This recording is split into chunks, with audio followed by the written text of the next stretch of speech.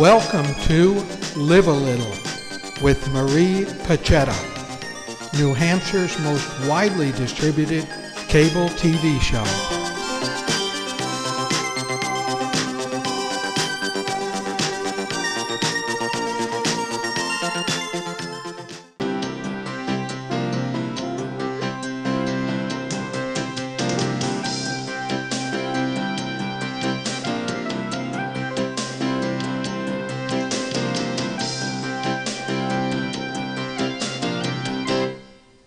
This month on Live a Little TV, we are going to be featuring the Banks Gallery in New London, New Hampshire, which in itself is a fabulous destination to come to. A couple days later, as I'm walking through town, I see a cruiser go by, and I think, hey, he's got a drawing that I did in his car. And then I thought, he's got a drawing of me in his car.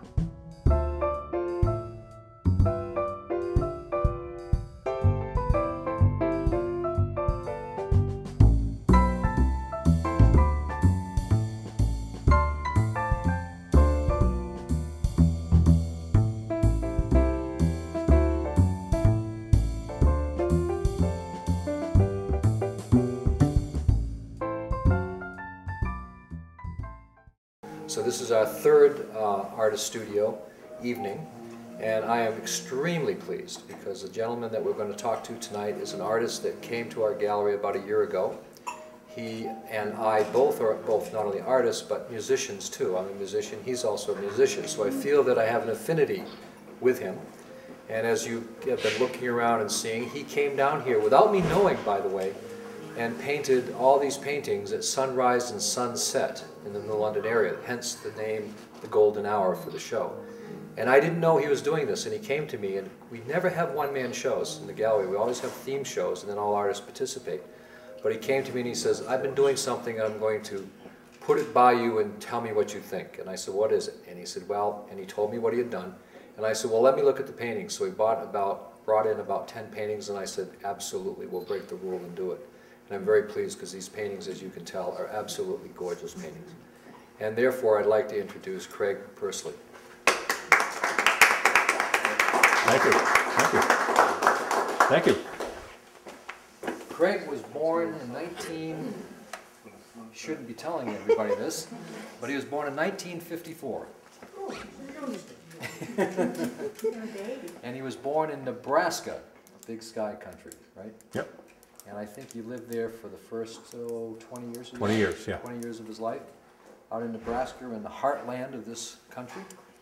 And then from there, you went to Colorado State. Correct. You got your BA there. Yes. Now tell me, growing up in Nebraska, was it something early on, or how early did you actually start getting interested in art?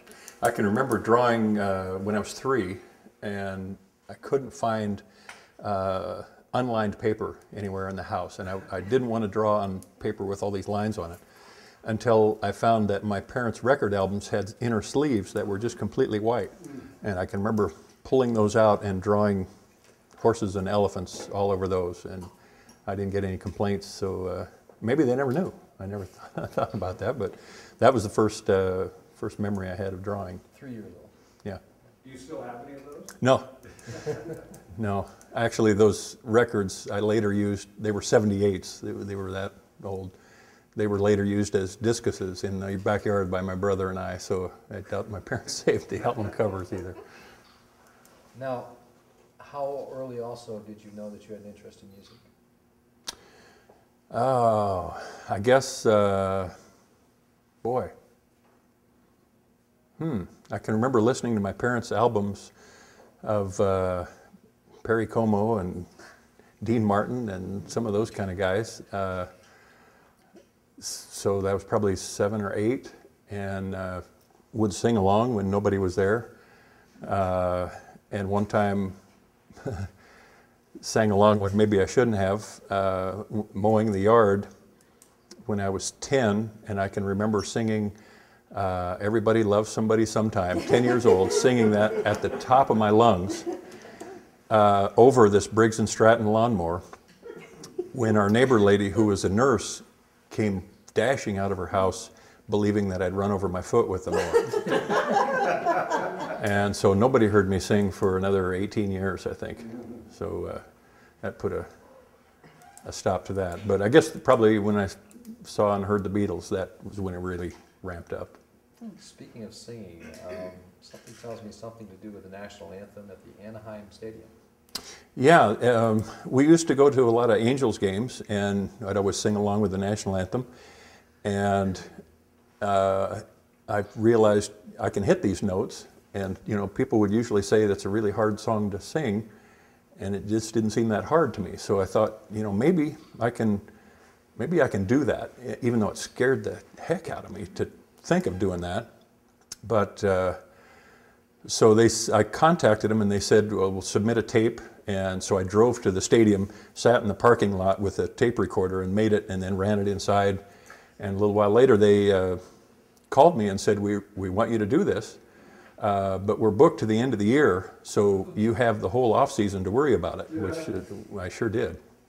And I told Julie when it came time to do it, I think that was 1991, that I'm going to have my kids there, but I do not want you to tell anybody else, because she had a lot of family, and I knew how she was, that she'd invite everybody that she knew. So she swore that she wouldn't tell anybody else, and of course there were 35 people she knew that showed up for that event. So that was the first time, and there were several others after that. But so how many people would you have been singing in front of? 23,000, I think, was the attendance. It was, my palms were real sweaty, and my I could feel my heart beating in my throat, and they had told me beforehand, like an hour beforehand, there's this 1.5-second delay from what you're doing to when it comes out of the speakers. And but they said, well, we fixed that. So, and then I looked over, and in the first row, David Letterman's sitting there, and I'm thinking, oh my gosh, I may hear about this on TV if I mess it up. Which was when I told my kids I was going to be doing this, my son's reaction was, don't let me see you on any bloopers program. So I'm not sure of their level of confidence, but it went well, and they asked me back several times after that. So I can't say that it necessarily got easier, but it felt good to risk something and not fall on my face, I guess. So it gave me confidence to try some other things. Well, some of you probably know I'm a musician, and for years I did film scoring work for a living, and painting also at the same time. And for me, painting and music are almost the same thing. They both come from, it seems, the same place. In fact, when I'm painting, I hear music, and when I'm composing music, I see it in graphic images, not in musical notation. How does that work for you? I know exactly what you're saying, and there's times that, depending on what I'm going to paint, I will select some music to listen to at the same time. That if I want to paint something bold, the music's going to be more aggressive. If something's serene, then the music will kind of be a soundtrack for what I'm doing. So, yeah, absolutely, they're very interrelated. Now, speaking of Julie, are you here? This is Julie Pursley, Craig's wife. She's a computer wizard.